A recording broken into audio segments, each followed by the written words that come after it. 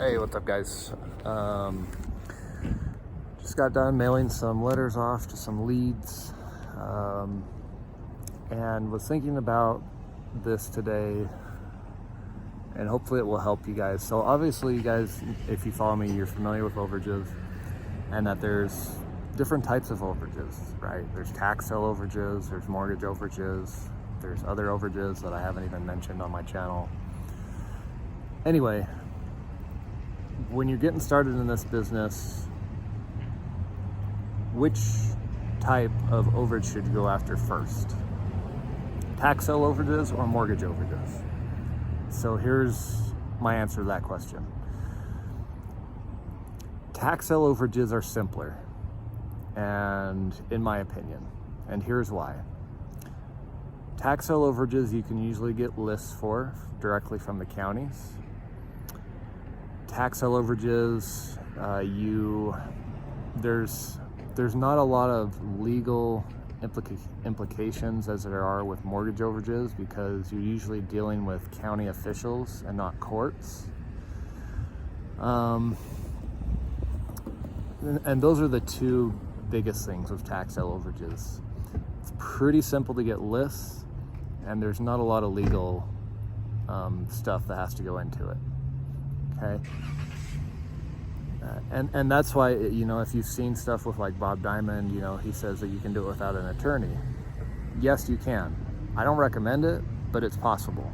Okay, I have done claims without an attorney, but I prefer to use attorneys because then I know there's specific benefits that come from working through an attorney, which I'm not going to talk about in this. But if you're just starting out and you're a beginner, tax sale overages is probably going to be a little easier for you, a little easier to understand, a little easier to navigate.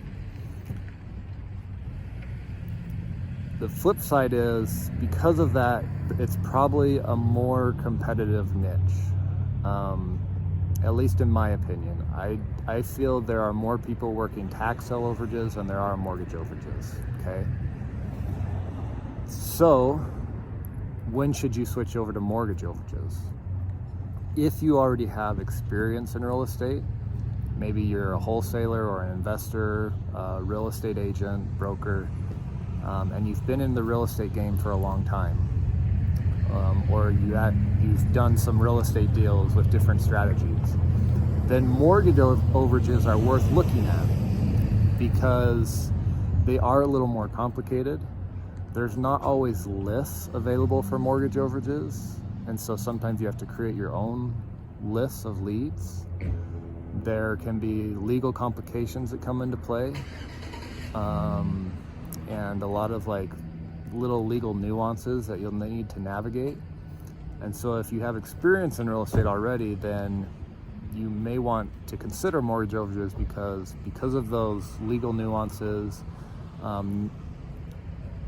Not as much accessibility to lists as tax sale overages. Then it's a smaller pool, less competition with mortgage overages, at least in my experience. Okay, so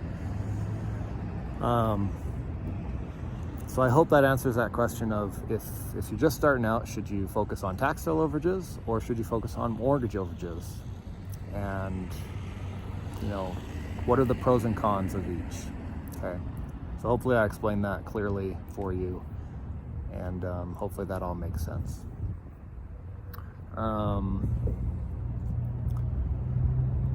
Obviously, like, I got into tax sale overages by investing in a course.